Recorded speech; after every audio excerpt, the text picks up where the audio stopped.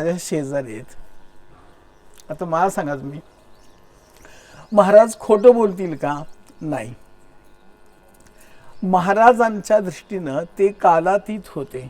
कालातीत याचा अर्थ भूत, भविष्य, वर्तमान हे तिन्ही काळ त्यांना शिल्लक नाहीत, ते आहेतच.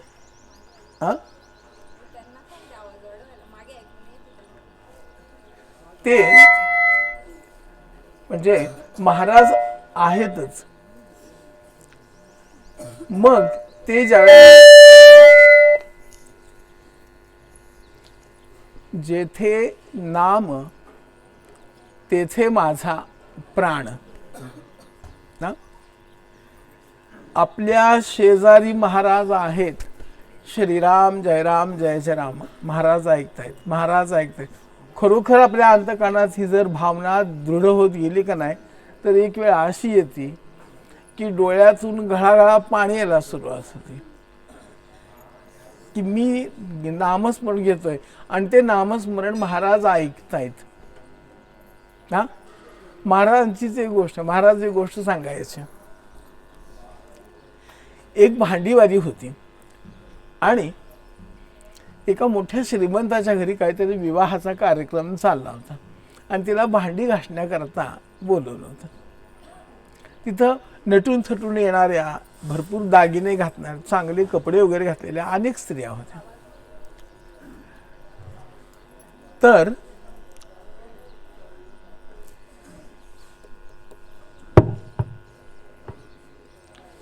तर ती जी भांडीवाली बाई होती का नाही, तिनं बरोबर येताना एक तिचं 8-10 महिन्याचं बाळ बरोबर आणलं होतं. हां, ती काय करायची, बाळ जागं झालं की भांडी वगैरे बाजूला ठेवायची, त्याला दूध बीत पाजून झोपवायची. ते बाळ झोपलं की भांडी घासायला सुरुवात करायची. काय झालं की तिनं ते बाळ झोपवलं आणि भांडी घासायला तिनं सुरुवात केली. तेवढ्यात म्हणले झालं काय की बाळ पुन्हा इकडं उठलं. ते बाळ लागलं रडायला. त्या ज्या चांगल्या दागदागिने घालून आलेल्या, चांगल्या साडी वगैरे नेसून आलेल्या ज्या बाई, अनेक तिथं ज्या लेडीज बायका आल्या होत्या, त्या प्रत्येक स्त्रीनं ते बाळाला घेऊन रडू त्याचं थांबावं याचा प्रयत्न म्हणले भरपूर केला. काय केल्या म्हणले, ते काय बाळ रडायचं थांबणं. पण आता बाळ रडायचं थांबनाच म्हणल्यानंतर त्या बाईनं काय केलं, भांडी घासायची सोडली, उठली, पहिल्यांदा आपल्या फाटक्या पाजरांना हातबीत पुसले आणि येऊन बसली तिथं. बाळा लगेच ते बाळ रडायचं थांबलं म्हणले.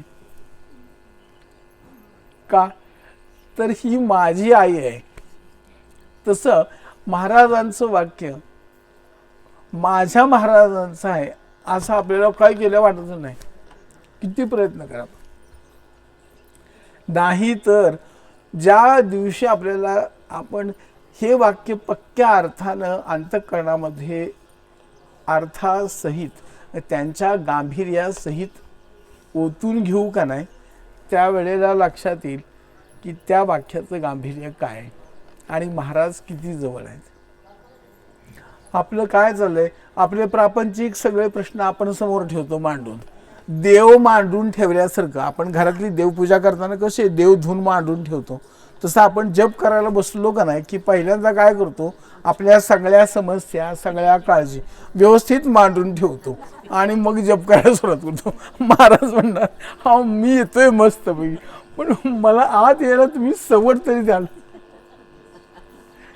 तुम्ही दारामध्ये इतकी गर्दी करून ठेवली नको त्या विषयांची, यातून मला आज येत आहे ना, माझी कुचंबणा ही आहे, मी मस्त यायला तयार. संपूर्ण 12-13 वर्षाच्या महाराजांच्या सत्संगतीमध्ये असताना भाऊसाहेब सांगायचे की एखाद्या उमललेल्या मोठ्या गुलाबाच्या फुलासारखा म्हणले महाराजांचा चेहरा बघल त्यावेळेला प्रसन्न असायचं. गुलाबाचं एखादं उमललेलं फूल असावं का नाही, तसं म्हणले महाराजांचा चेहरा अगदी प्रसन्न असायचा, उमललेल्या गुलाबाच्या फुलासारखा. देह ठेवण्याच्या अगोदर 8च दिवसापूर्वी सहज महाराजांचा चेहरा थोडासा त्यांना मलूल दिसला. असा महाराजांचा चेहरा त्यांना कधी बघण्यात नव्हता ना. मला सांगा की आपल्या अनुभवातलं हे तर आहे, हसणारं खेळणारं जर आपलं बाळ असलं का नाही घरामध्ये, तर ते थोडंसं नाखुश झालं का नाही तर लगेच आईच्या लक्षात येतं. आणि भाऊसाहेबांनी तर जीवापाड प्रेम केलं होतं महाराजांच्यावर. त्यामुळं थोडासा मलूल चेहरा महाराजांचा बघितल्या भाऊसाहेब एवढंच फक्त म्हणले, महाराज काय झालं काय, आज जराशी चेहरा पडल्यासारखा दिसतोय. महाराज एवढंच फक्त म्हणले, काय सांगायचं म्हणले भाऊसाहेब, 68 वर्ष वय, नैमिषारण्यातला मनस्वी असलेला आपला एकांतवास महाराजांनी सोडलेला, जनकल्याणाकरता सद्गुरूची आज्ञा घेऊन ते गोंदवल्याला येऊन राहिले होते. यात त्यांचा काहीही स्वार्थ नव्हता. अक्षरशः घरादारावर ते तुळशीपत्र ठेवून निघून गेले होते. हे चरित्रामध्ये आलेलं आहे का नाही. तरी कुणाकरता म्हणून परत आले, जनकल्याणाकरता म्हणून परत आले, सामान्यांच्या उद्धाराकरता. भाऊसाहेबांना ते म्हणले, काय सांगू म्हणले भाऊसाहेब, सगळं म्हणले हिंगजिराचं गिराईक भेटलं, एकही म्हणले केशर कस्तुरी मागणारा कोणी सापडला नाही. म्हणजे मला सांगा तुम्ही की जनकल्याणाकरता इतका अंतःकरणापासून पिळवटून हा तयार झालेला महापुरुष, ज्यांच्या त्यांना त्याची किंमत समज येते. म्हणून मी सांगितलं का नाही की आपण काय करतो, आपण आपल्या सोयीनं अर्थ घेत असतो किंवा त्या वाक्याकडं अतिसामान्य वाक्य म्हणून आपण बघत असतो. जेथे नाम तेथे माझा प्राण. महाराजांनी प्राण दिल्यासारखं आपल्याला नाम दिलं नाही. त्याच्यावर त्यांनी ज्या गांभीर्यानं बोललेले आहेत का नाही, त्या गांभीर्यानं आपण पोचू शकत नाही. आपल्या प्रापंचिक व्यथा, प्रापंचिक अडचणी आहेत तशा शिल्लक ठेवा, काय हरकत नाही. कोणत्याही परिस्थितीमध्ये आपल्या प्रापंचिक समस्येवर आपण प्रयत्न करून निश्चित पूर्ण समाधानकारक उत्तर कधीही काढू शकत नाही. हा एकाचा दोघांचा नाही, मोठ्या मोठ्या मानसशास्त्रज्ञांचा हा सिद्धांत आहे. तुम्ही होऊन नेटानं एखादी गोष्ट जर करायला लागला का नाही, तर ती गोष्ट काही केल्या होता होत नाही, काही केल्या होता होत नाही, किती प्रयत्न. ब्रह्मानंद महाराजांचे एक शिष्य होते, ते त्यांच्या मुलीचं काही केल्या लग्नच ठरत नव्हतं. जवळजवळ 22 वर्षाचं वय झालं होतं. त्यावेळेला 22 वर्ष म्हणजे फार मोठं वय होतं. आता 32 नाही, 42व्या वर्षी सुद्धा लग्न होतात, 52व्या वर्षी सुद्धा लग्न होऊ शकते, तेच काय अवघड नाही. आला 22व्या वर्षी, त्या 22 वर्ष आली तर त्या मुलीचं लग्न ठरणार. त्या बाईला काळजी लागली आणि त्यांचं म्हणणं एकच, श्री गुरु बघून घेतील. ब्रह्मानंद महाराज त्यांचे शिष्य श्री गुरु म्हणतात. गुरुजी बघून घेतील, श्री गुरु बघून घेतील. शेवटी घरात ती सारखी मुलगी बघून बघून डोक्याची शिर कुणाच्या हाणणार, त्या बाईच्या डोक्याची शिर हाणणार. ती बाई म्हणली, मला तर वाटतंय तुम्ही मेल्याशिवाय काय पोरीचं लग्न होणार नाही. आता ह्याच्या पलीकडे आणखीन बाई बोलून बोलून वैतागानं आणखीन काय बोलणार. तरी पण त्यांनी म्हणले का हरकत नाही, जशी श्री गुरूंची इच्छा, आता आणखीन काय बोलणार. ती काय करायची की घरामध्ये नवऱ्याला टिकूनच द्यायची. घरात ते आली की नाही, तुम्ही स्थळ बघायला जावा, तुम्ही स्थळ बघत नाही, तुम्ही वर संशोधनाच्या कार्यात मागं पडताय. तिचा कायम हाच बोल असायचा की ह्यांच्याकडे दोष आहे. ते म्हणायचे गुरु बघून घेतील. झालं काय झालं, नंतर एक दिवस असा आला की त्या शिष्याचा एक मित्र त्याला भेटायला आला. तो म्हणला, अरे म्हटलं तुझ्या मुलीचं लग्न झालं का रे? नाही म्हटलं, अजून का रे? काय नाही म्हटला, माझं एक तुझ्याकडे काम आहे. म्हटलं काय काम आहे? म्हटलं माझ्या एका मित्राचा मुलगा अमेरिकेवरनं आलेला आहे. त्यावेळेला अमेरिकेमध्ये आत्यासारखी जाणारी माणसं नव्हती. आता काय झालं तर का, आता किरकोळ किरकोळ गोष्टीला पण कंपन्या वगैरे अमेरिकेमध्ये आपल्या कर्मचाऱ्यांना पाठवतात, आहे का नाही? पुण्यामध्ये मुंबईमध्ये भारतीय बुद्धिमत्ता शिल्लक नाही राहिलेली. भारतीय बुद्धिमत्ता सगळी फॉरेनला गेलेली आहे. अशा खरी गोष्ट हां. तर त्यावेळेला तो मित्र काय म्हटला की माझ्या का मित्राचा मुलगा अमेरिकेवरनं आलेला आहे आणि त्याला 8 दिवसामध्ये परत जायचं आहे आणि त्याचं लग्न व्हायचं आहे. 24-25 वर्ष वय आहे म्हटला, पण त्याचं लग्न ह्याच्याकरता आणलं की त्याला भारतीय मुलगी पाहिजे आणि ती स्वयंपाकामध्ये वगैरे तरबेज असली पाहिजे, घरकामात तरबेज असलेले पाहिजे. त्याला म्हटलं हॉटेलिंग वगैरे अजिबात सहन होत नाही, त्याकरता अशी मुली आहे का तुझ्या बघण्यात? तो म्हटला हाय. म्हटला मी तुझ्या मुलीचं माझ्या लक्षात आलं, त्याला सांगितलं. झालं म्हणजे येऊ देत बघायला. तो मुलगा आला, मुलगी बघितली, पसंत केली. आठवड्यामध्ये लग्न ठरलं, तारीख निघाली, मुहूर्त सापडला, लगेच पत्रिका जोडली, लग्न झालं. आणि गेल्या रविवारी जी बायको त्याला म्हणत होती की तुम्ही मेल्याशा पुरीचं लग्न होणार नाही, ती ह्या रविवारी म्हटली मला आता घरात करमना, पोरगी गेली, माझा एक हात तुटल्यासारखा व्हायला लागला. ती होती त्यावेळेला सारवू लागायची, ती होती त्यावेळेला कणिक मळू लागायची, ती होती त्यावेळेला मला लोणचं वर खाली करायची, कधी अडचण निर्माण. आता ती गेल्यापासून म्हटली माझा एक हातच मोडल्यासारखा झालाय. हे काय आपल्या आयुष्यातल्या समस्या, त्या समस्या तुम्ही कितीही कपाळ मोक्ष करा, काही केल्या त्या समस्या मुक्त होत नाहीत. माझ्या बघण्यामध्ये एक अशी व्यक्ती होती आमच्या आसपास राहणाऱ्यापैकी, तिला 2 मुली होत्या. एक थोरली मुलगी होती, ती MA झालेली होती, नाकी डोळी चांगली होती, थोडी काळी सावळी होती. धाकटी मुलगी गोरीपान, कमी शिकलेली, परंतु दिसायला वगैरे स्मार्ट होती. त्या बाईला झाला होता पाठीच्या मागच्या बाजूला कॅन्सर झाला होता आणि पाणी झालं होतं त्याचं. आणि त्या दोन्ही मुलींचे लग्नाकरता ती प्राण जाईपर्यंत तडफडत होती.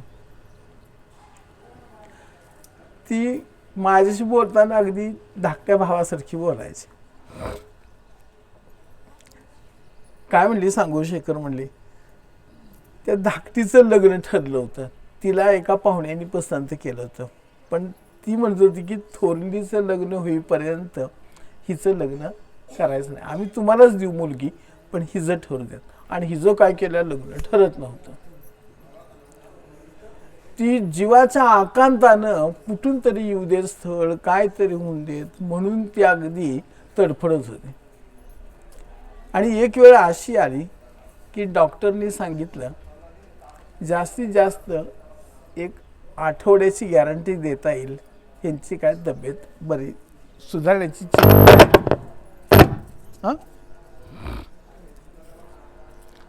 सुधारण्याची चिन्ह नाहीत म्हणून सांगितल्यावर त्या बाईनं धीर सोडला.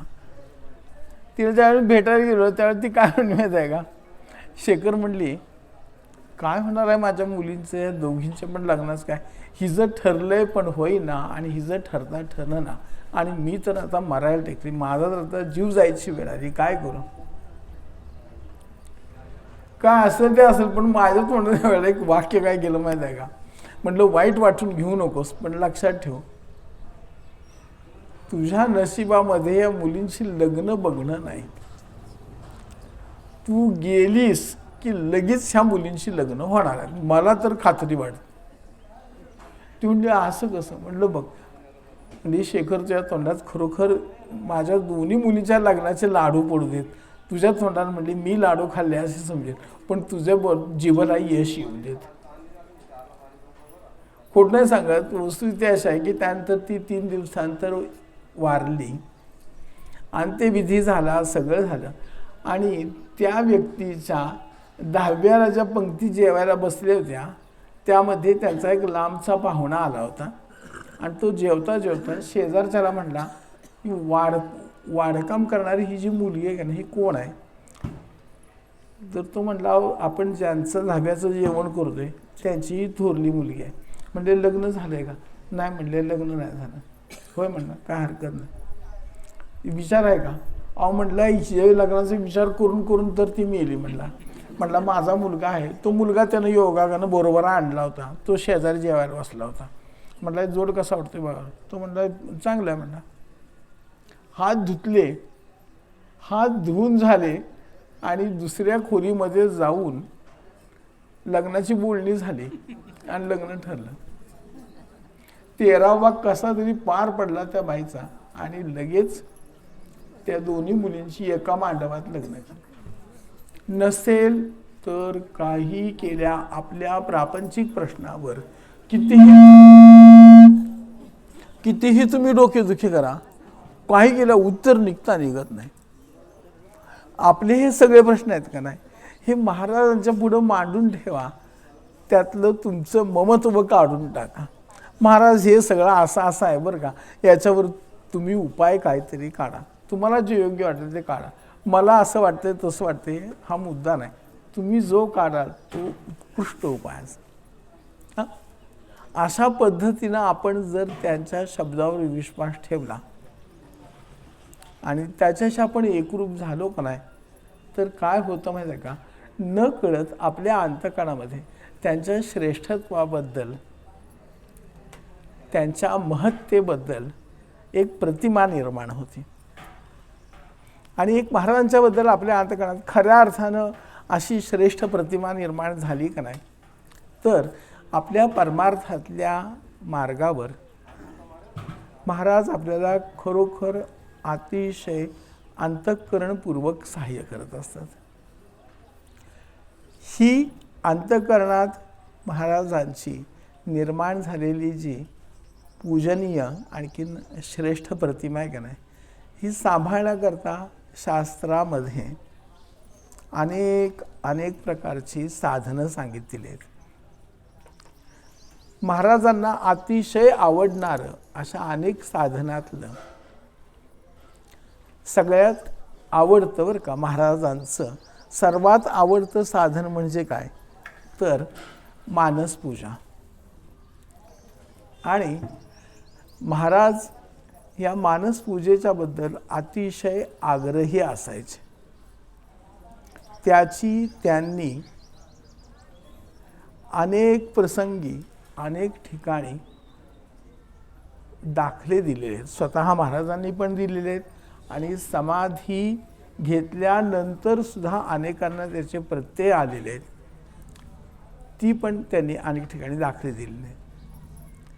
ही मानसपूजा जर आपल्याला करता आली साधन म्हणून तर परमार्थामध्ये बोल म्हणता इतकी गतीनं प्रगती होती का नाही आपली की आपण कल्पना पण करू शकत नाही. इतकी त्यामध्ये परमार्थ मार्गामध्ये प्रगती प्राप्त होते.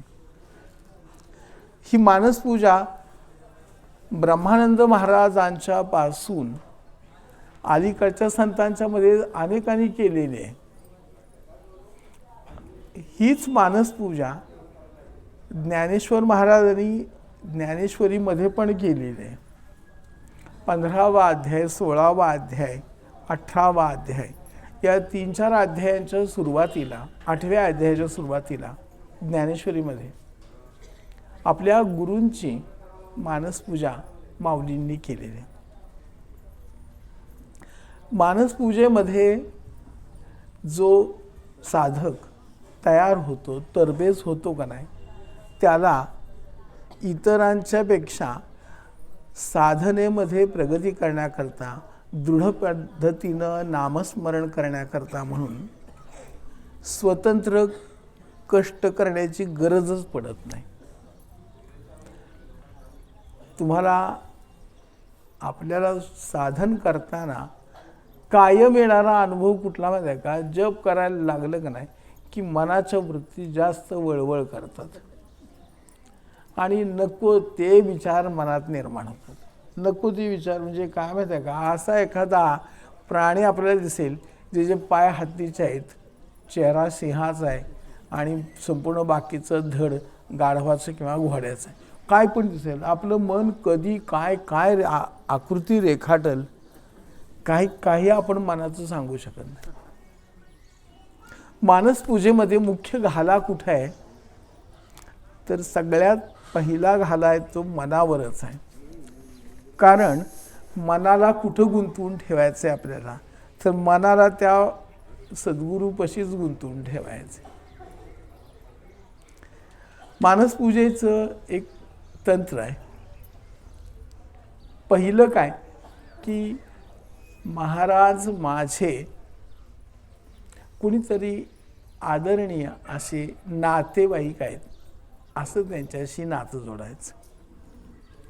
स्त्रियांच्या बाबतीत किंवा पुरुषांच्या बाबतीत आता आपण सर्व जरी वयानं वाढलं असलो का नाही तरी फक्त वयानंच वाढलेलं आहे. देह फक्त आपण तारखे कॅलेंडर जसं बदलतो नाही तसं आपण काय करत गेलो आहे, एक एक वर्ष आपलं उलटत पान उलटत चाललं नाही.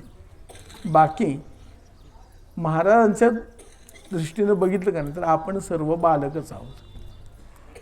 मग महाराजांशी एक नातं जोडलं का नाही की महाराज माझे वडिलांच्या ठिकाणी आहेत ना, पितृस्वरूप आहेत आणि खरोखर ते आपलं पालन पोषण पितृस्वरूपानंच करतात.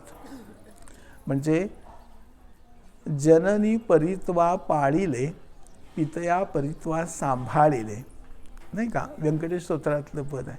तसं वडिलांच्या सारखं आपल्याला ते आपला सांभाळ करतात खरं म्हणजे. मग आपल्याला मनानंच करायचं आहे तर त्यांना वडील समजून त्यांची पूजा करायला सुरुवात करायची. मानस पूजेला सर्वात चांगली वेळ म्हणजे पहाटे 4 ते 5 ची वेळ आहे.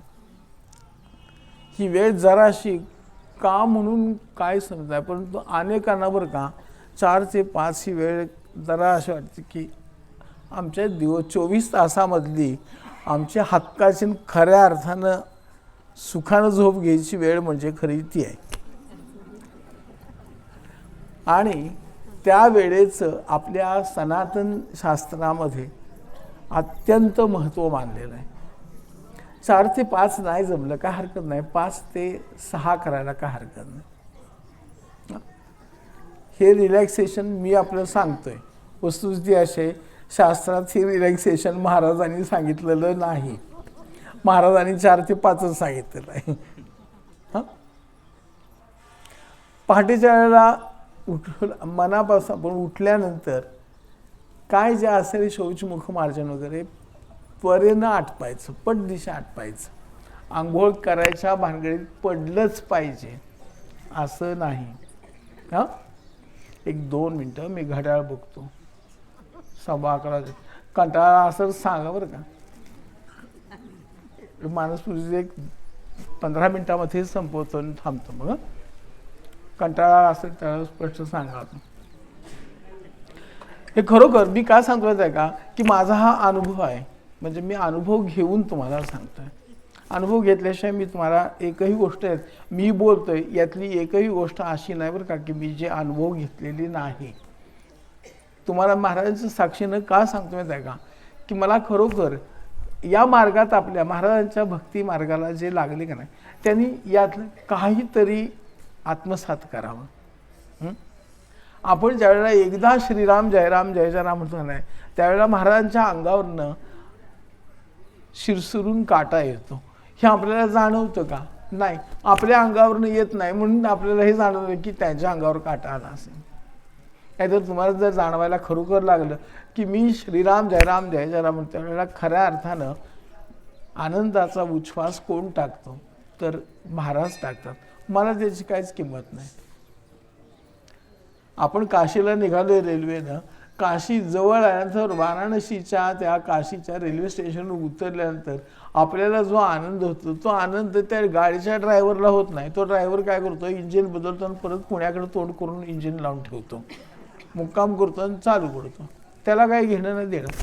आपलं असं होतं श्रीराम जयराम जय जयराम श्रीराम जयराम जय. आज 13 माळा झाल्या, 3 माळा झाल्या, 5 माळा, आजचं काम संपलं. त्या रेल्वेच्या ड्रायव्हरमध्ये ना आपल्यामध्ये या दृष्टीनं काही फरक नसतो बरं का. हा याचा फायदा आहे.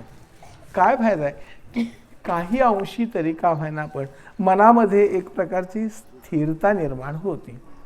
फायदा आहे तो.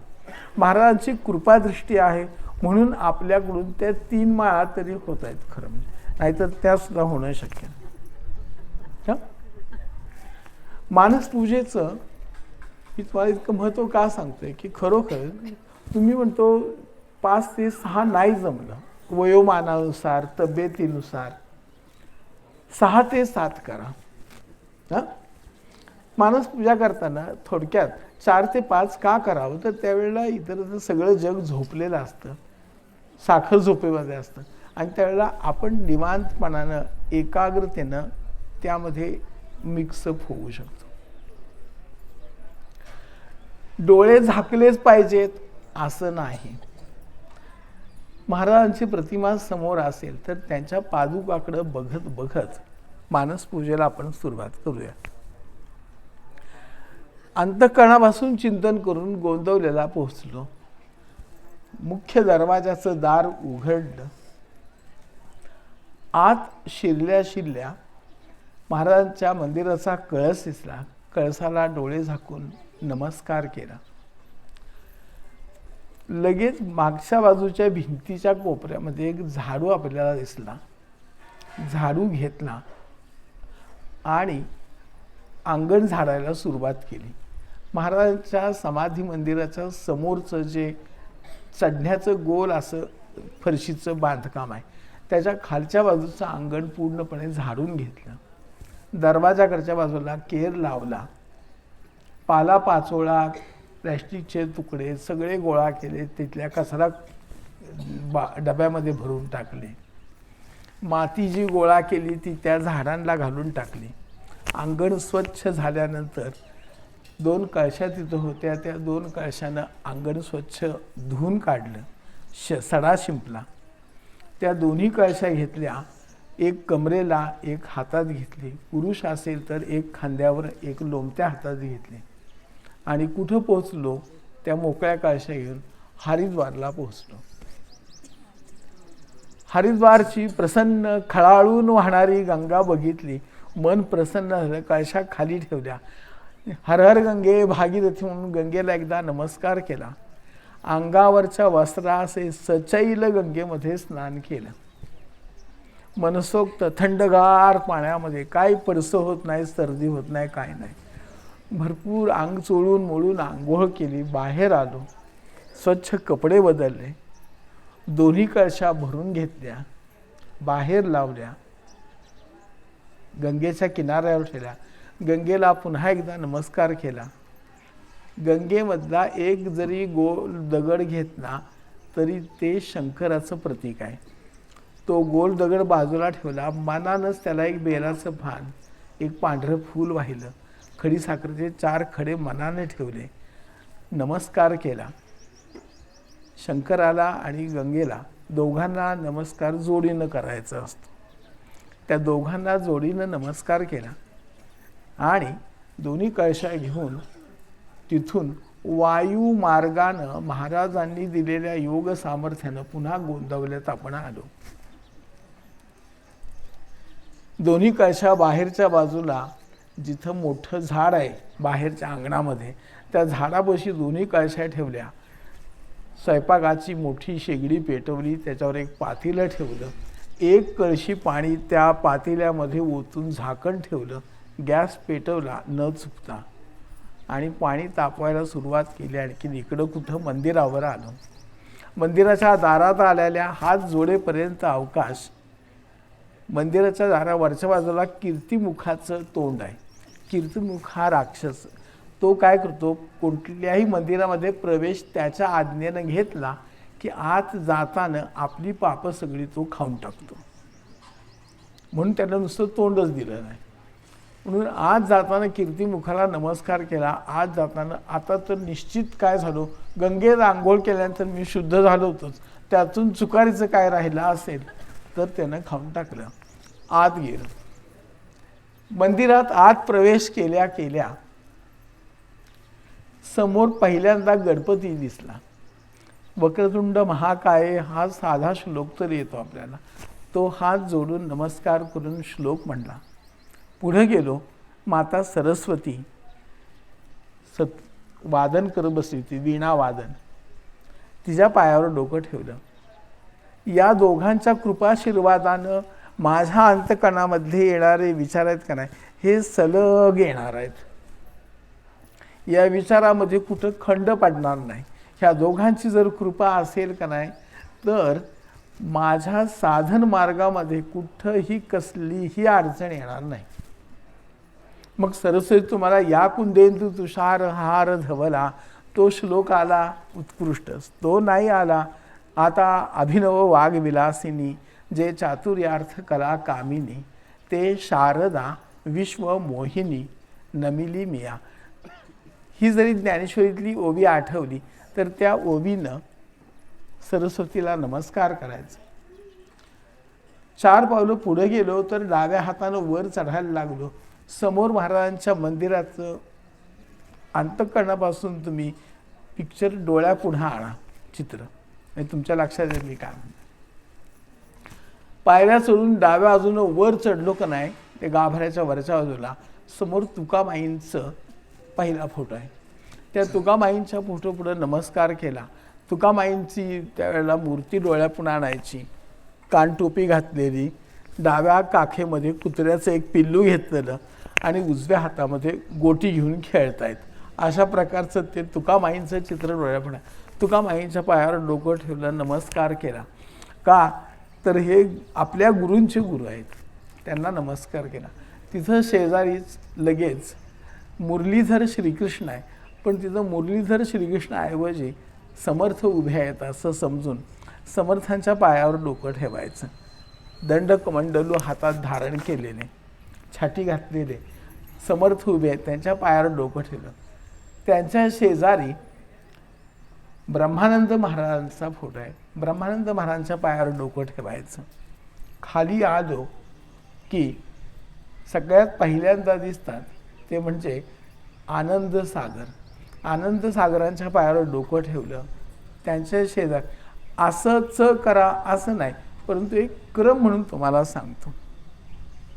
आनंद सागरांना नमस्कार करून झाला की त्यांच्या शेजारी रामानंद महाराज बसले, पांडुरंग बुवा त्यांना म्हणतात. आपण जे मोठे अतिशय प्रसिद्ध पद महाराजांचं म्हणतो, चैतन्य ब्रह्म माझे कुणी मजला दाखवा, ते पद ज्यांनी रचलं ते हे रामानंद बुवा. त्या रामानंद बुवांच्या पायावर डोकं ठेवलं. त्यांच्या शेजारी दुसऱ्या बाजूला प्रल्हाद महाराज बसले, त्यांना नमस्कार केला.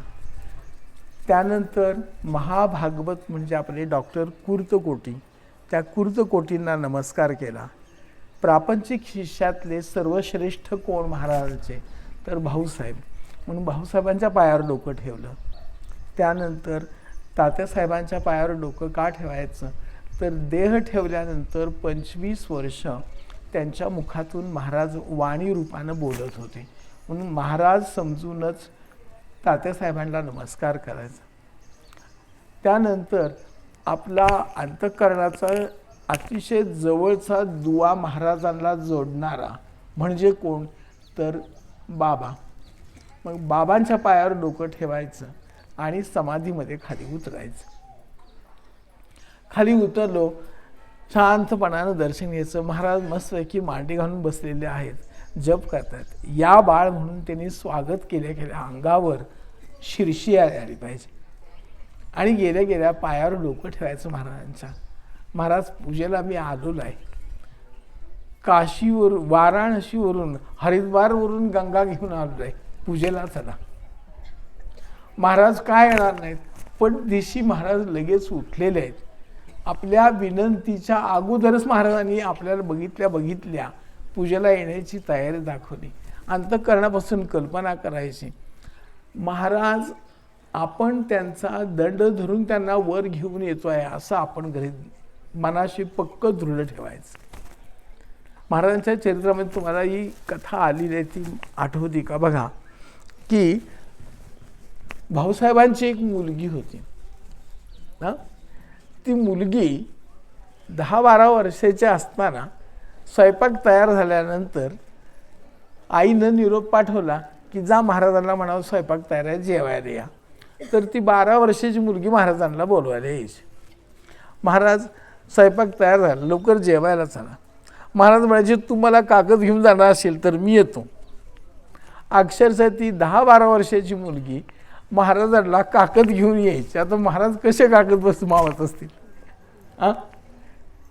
तर ती मुलगी महाराजांना कागद घेऊन यायची आणि महाराज मग जेवायला बसायचे.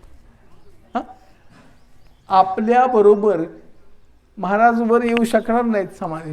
समाधीतून महाराजांना वर काढा.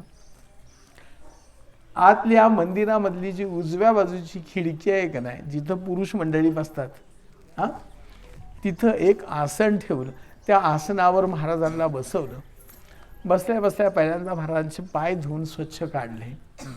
स्वच्छ पाण्यानं पाय धुवून काढत असताना त्यातल्या वाहत्या पाण्यातलेच 2 पळ्या पाणी आचमन करून आपण काय केलं, त्यांचं पादोदक तीर्थ म्हणून आपण ते प्राशन केलं. पाय स्वच्छ धुवून नंतर पुसून काढले.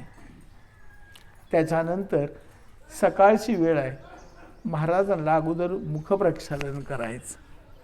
महाराजांच्या समोर एक मोबाईल अशा स्वरूपातलं बेसिन आणलं. मोबाईल म्हणजे खाली चाकं आहेत असं एक बेसिन समोर आणलं महाराजांच्या समोर. आपल्या स्वतःच्या हातानं महाराजांचं आपण चोळून मुळून तोंड धुतलं. 2-4 चुळा भरण्याकरता महाराजांच्या तोंडामध्ये पाणी, गंगेचं पाणी दिलं, गरम केलेलं. स्वच्छपैकी महाराजांनी तोंड धुवून झाल्यानंतर नॅपकिननं स्वच्छ तोंड पुसलं. ते फिरतं मोबाईल जे बेसिन होतं ते बेसिन बाजूला सरकवून ठेवलं. महाराजांना नमस्कार. महाराज आता आपण काय करूया, उषपानाला सुरुवात करूया. उषपान हा विधी आपल्या म्हणजे हिंदू धर्मामध्ये ज्यांना प्रातःसंध्या जमत नाही त्यांच्याकरता म्हणून खास सांगितलेला विधी आहे बरं का उषपान. उषपान म्हणजे काय सांगतो, एवढा सुपारी एवढा गुळाचा खडा घ्यायचा. पोट एकदम मोकळं ज्या वेळेला असतं आपलं सकाळचं, त्यावेळेला गुळा एवढा सुपारी एवढा गुळाचा खडा घ्यायचा, तो तोंडात टाकायचा आणि फार गरम नाही आणि नुसतं गार नाही असं कोमट पाणी 2 ग्लास पाणी प्यायचं. यानं आपल्या आतड्यातल्या सगळ्या प्रकारचे विकार पूर्णपणे नाहीसे होतात. 15 दिवसामध्ये किडनीचे विकार, त्यानंतर अपचनाचे विकार, मलावरोध सगळे नाहीसे होतात. इतका हा चांगला उपाय. आणि जुन्या काळचे सर्व म्हणजे वैद्य लोक हा उपाय अनेक वेळेला अनेकांना सांगतात. महाराजांना उषपान अगोदर द्यायचं. 2 ते 2.5 ग्लास महाराजांना कोमट सुमट पाणी, थोडासा गुळाचा खडा त्यांच्या तोंडात ठेवून पाणी पाजायचं. ते भांड तुम्ही तुमच्या तुमच्या कल्पनेच्या तीव्रतेनं कशाचं असावं हे तुम्ही ठरवायचं. स्टीलचं पाहिजे, पितळाचं पाहिजे का, चांदीचं पाहिजे का, सोन्याचं पाहिजे. महाराजांच्या उपकरणं जे आहेत का नाही, पूजेची साहित्य गोंदवल्याची, त्यामध्ये ही संपूर्ण भांडी चांदीची आहेत आणि ती चांगली जड अशा चांदीची आहेत बरं का. त्यामुळं पाणीच पाजायचं आहे तर स्टीलच्या भांड्यानं पाजण्याऐवजी चांदीच्या भांड्यानं पाजवून काय बिघडलं. 2 भांडी पाणी महाराजांनी उषपानाचं प्राशन केलं की मग महाराजांना आता आपण स्नानविधीला सुरुवात करू विनंती करायची. वाटीमध्ये चांदीच्या सुगंधी तेल आणायचं. महाराजांचे तळपाय चोळून धुवायचे. संपूर्ण भारतामध्ये 3 वेळेला पायी प्रदक्षिणा केलेला हा महापुरुष, कल्पनेनं तरी आपण त्यांचे तळपाय चोळायला काय हरकत आहे. 5 बोटं जमिनीला लावायचे. आपल्या मुलाबाळांना आपण नरक चतुर्दशीला स्नान घालतोच की, काय करायचं मग तर 5 बोटं जमिनीला लावून, अगदी पुरुष असो अगर स्त्री असो, महाराजांना तेल लावताना त्या पद्धतीने जसं बायका आंघोळ घालताना अगोदर तेल लावताना 5 बोटं जमिनीला तशी 5 बोटं जमिनीला लावायची आणि महाराजांचे तळपाय चोळून काढायचे. तळपाय झाल्यानंतर टाळूवर तेलतून टाळू चोळून काढायची खंबीरपणानं. 24 तास महाराज माझ्याकरता अलर्ट मोडमध्ये आहेत हे दाखवण्याकरता महाराजांचा फोटो असा आहे, ताट बसलेला आणि जप करताना. पाठ भरून येत नसेल, माझ्याकरता 24 तास महाराज ताठ करून बसतायत. पाठ भरून येत असेल म्हणून तेल पाठीला चोळायचं. पाठीचा कणा खांदे वगैरे मोकळे झाले, चोळून चोळून तेल लावून. महाराज बास थांब म्हणले की तेल चोळायचं थांबायचं. तोपर्यंत बाहेर पाणी तापलं असेल, घंगाळ भरून गरम पाणी गंगेचं आणायचं. चोळून मोळून पहिल्यांदा पाय धुवायचे, गुडघे धुवायचे, कमरेवर पाणी सोडायचं. दोन्ही खांदे चोळून मोळून धुवून झाले महाराजांचे की चंदनाची पूड घ्यायची. चंदनाची पूड त्यामध्ये थोडासा रिठा टाकायचा. रिठा ही वनस्पती अशी आहे ती भरपूर फेस निर्माण करते. त्या रिठ्याची पूड त्या चंदनाच्या पुडीमध्ये मिक्स करून त्या पुडीनं महाराजांचं शरीर चोळायचं. भरपूर फेस झाल्यानंतर ते काय तेल बिल चोळलं असेल, स्वच्छ धुवून निघून गेलं, संपूर्ण महाराजांचं शरीर स्वच्छ झालं आंघोळ करून की महाराजांनी दोन्ही पाय पुढं करा म्हणून सांगायचं. मनामध्ये श्रीराम जय राम जय जय राम हा जप चालू ठेवायचा. तो करत करत उपचार करायचे. पहिल्यांदा दुधानं भांडभर दुधानं पाय चोळून मोडून पावलं धुवायची. परत भांडभर दही घ्यायचं, गोडसर दही रात्री लावलेलं असं, साईचं नाही. त्या गोडसर दह्यानं पाय चोळून मोळून धुवायचे. अर्ध भांड तूप घालायचं पायावर. मनानंच घालायचंय तर गाईचं तूप घालायला काय बिघडतंय, कामधेनूचं तूप आणलंय म्हणायचं महाराज तुमच्याकरता. हां, महाराज स्वीकारायला तयार आहेत. आणि महाराज त्याला कामधेनूचं तुमचं मन एकाग्र व्हायला लागलं का नाही की महाराज ते कामधेनूचं तूप म्हणूनच घ्यायला तयार आहेत. चोळून मोळून तूप दही आणि दुधानं पाय झाले, घासून घासून धुवून की पुन्हा गरम पाण्यानं पाय धुवून काढायचे. पंचामृतातला चौथा उपचार म्हणजे साखरेचं स्नान. मग बारीक साखर घेऊन पाय संपूर्ण चोळून काढायचे आणि पुन्हा पाय धुवायचे. शर्करा स्नान चौथं झाल्यानंतर पंचामृतातलं 5वं स्नान म्हणजे मधुस्नान. अर्धा भांडा मध घ्यायचा, त्या मधानं पाय चोळून मोळून धुवायचे. मधानं पाय धुवून झाल्यानंतर साध्या पाण्यानं पाय स्वच्छ करायचे. गरम पाण्यानं पाय वापरायचे नाहीत. साध्या पाण्यानं पाय स्वच्छ धुवून काढले की पुन्हा 2 बादल्या गरम पाणी घेऊन महाराजांना आता सचैल स्नान संपूर्ण स्नान घालायला सुरुवात करायची. ते संपूर्ण स्नान घालत असताना महाराजांच्या करता म्हणून केशर, कस्तुरी, कापूर, चंदन, आगरू ह्याला गंधपंचक म्हणतात बरं का. आपल्या शास्त्रामध्ये याला गंधपंचक असं नाव आहे. म्हणजे 5 सुगंधी पदार्थ आहेत. हे 5 सुगंधी पदार्थ एकत्र बारीक वाटून त्याची वडी तयार करायची आणि त्या साबणानं महाराजांना चोळून मोळून आंघोळ घालायची. त्यातल्या कस्तुरीचा तर वास इतका सुटतो, कल्पनेनं आपण जर विचार केला तर संपूर्ण ते मंदिर भरून गेलंय वासानं, इतकं जाणवलं पाहिजे. आणि चोळून मोळून महाराजांना आंघोळ घालून झाल्यानंतर स्वच्छ पाण्यानं पुन्हा आंघोळ घालायची. महाराजांनी होऊन सांगितलं थांबा आता, बास झालं की तिथं थांबायचं. महाराज उठून उभे राहिले. त्यांनी अंग निथळायला सुरुवात केली. पुन्हा एकदा 2 तांबे पाणी घालायचं आणि स्वच्छ अंग. महाराजांच्या चरित्रामध्ये एक कथा आहे अशी. दिवाळीच्या दिवसामध्ये महाराजांना अनेकांनी म्हणजे त्यांच्या भक्त पुरुषांनी स्त्रियांनी आंघोळ घालून झाली आणि एक 8 वर्षाची मुलगी लांब उभी होती. तिला मनापासून वाटत होतं की काय ह्या गोंधळात म्हणली मला महाराजांना आंघोळ घालता येईना. तिला वाईट वाटलं मनात. महाराजांनी तिचं त्या अंतकणं ओळखलं. महाराज पडदिशी तिला म्हटले ताई इकडे ये म्हणले जराशी, तू एक 2-4 तांबे पाणी घाल. तर महाराज उभे होते, तर तिला हात पोचत नव्हता. महाराज खाली वाकले आणि त्यांनी 4 तांबे महाराजांच्या डोक्यावर तिनं ओतले. तो प्रसंग जर आपण आठवला तर खरोखर आपण ते 4 तांबे आंघोळ पूर्ण झाल्यानंतरचे 4 तांबे आपण घालतोय म्हणाय. आंघोळ पूर्णपणे घालायचे, स्वच्छ अंग कोरड्या टॉवेलानं पुसून घ्यायचं महाराजांचं. दुसरा टॉवेल त्यांना गुंडाळायला द्यायचा. महाराजांची लंगोट वगैरे टॉवेल तो बादलीमध्ये घेऊन महाराजांच्या समोर एक नवीन तुमचा लंगोट, त्यानंतर आपलं पितांबर आणि एक शाल ठेवायची. महाराज वस्त्र तुम्ही धारण करा, तोपर्यंत मी आलोच म्हणायचं.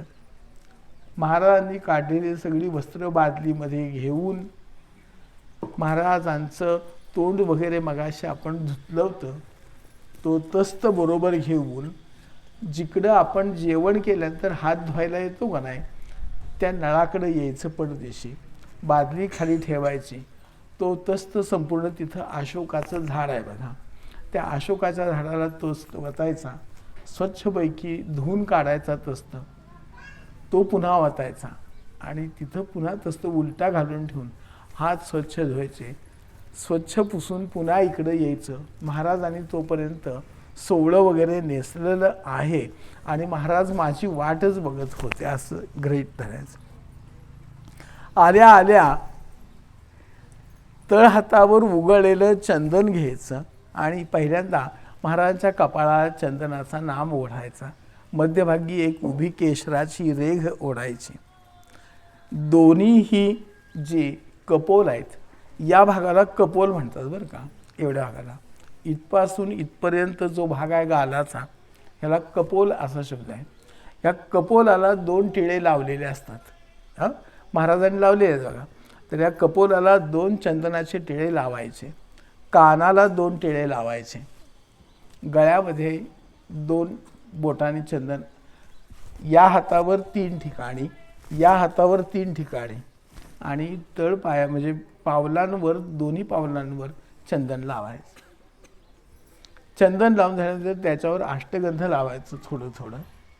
कपाळाला ज्या 2 टिकल्या लावल्या, खालच्या टिकलीवर अष्टगंध लावायचं आणि मधल्या टिकलीवर बुक्का लावायचं. महाराजांच्या फोटोमध्ये इथं बुक्का आहे, तर मधल्या टिकलीवर बुक्का लावायचा. इतकं सर्व झाल्यानंतर महाराजांच्या गळ्यामध्ये ज्या 5-6 पदरी तुळशीच्या मण्यांच्या माळा आहेत बघा, 5-6 पदरी आहेत त्या माळा. ते 5-6 पदरी माळ आहेत ती महाराजांच्या गळ्यात घालायची. आता महाराज जसे चित्रात दिसतात तसे समोर आहेत. त्याच्यानंतर आपल्याकडून पुढची माळ अर्पण करायची, ते म्हणजे कोवळ्या कोवळ्या तुळशीच्या मंजिऱ्या असतात का नाही, त्या कोवळ्या कोवळ्या तुळशीच्या मंजिऱ्यांची माळ करायची, ती महाराजांच्या गळ्यात घालायची.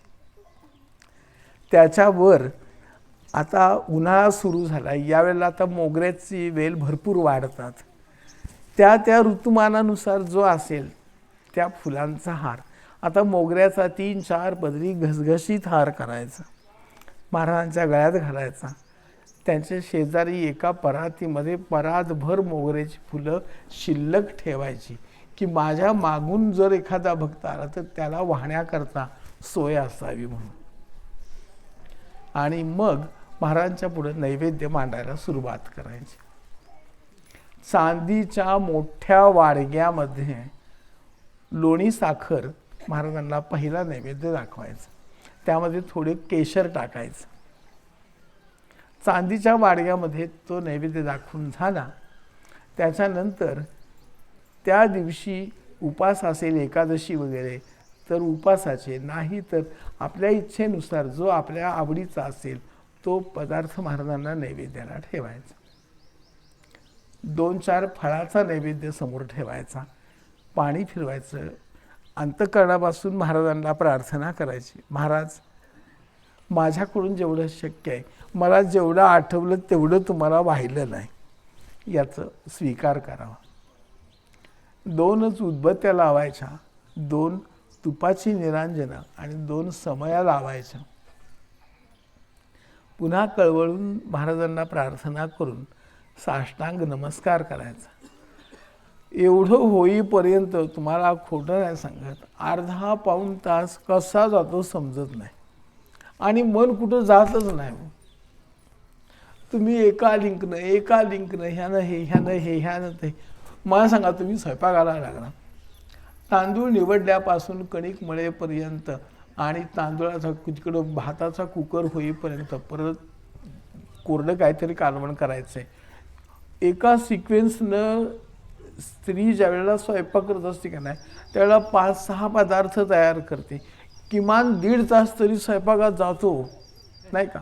4-5 माणसांचा स्वयंपाक असला तरी 1-1.5 तास जातो स्वयंपाकात, कितीही सुगरण असली तरी. ती क्रमानं 6-7 क्रिया करते. त्यावेळेला तिचं मन इकडं तिकडं कुठं जात असतं का? त्यावेळेला जात नसतं. तसं जर आपण मानसपूजेमध्ये एक अर्धा तास घरच्यांना सांगायचं किंवा आपण वेळ अशी काढायची मानसपूजेची करा की त्यावेळेला आपल्या प्रापंचिक कुठल्या व्यथा निर्माण झाल्या नसेल, पाठी लवकर उठून करून टाकायचं. आला तुम्हाला सांगतो, 15 दिवस ते 3 आठवड्यामध्ये थोडं सुरुवातीला अडचण व्हायची, इकडे तिकडे. पण जर तुम्ही यात रममाण होत गेला आणि नंतर जर तुम्ही जप करायला लागला का नाही, काही केल्या तुम्हाला सांगतो तुमच्या अंतःकरणामध्ये विकल्प निर्माणच होत नाहीत. इतकं जपामध्ये मन कसं अगदी तल्लीन होऊन एकाग्र होऊन जातं.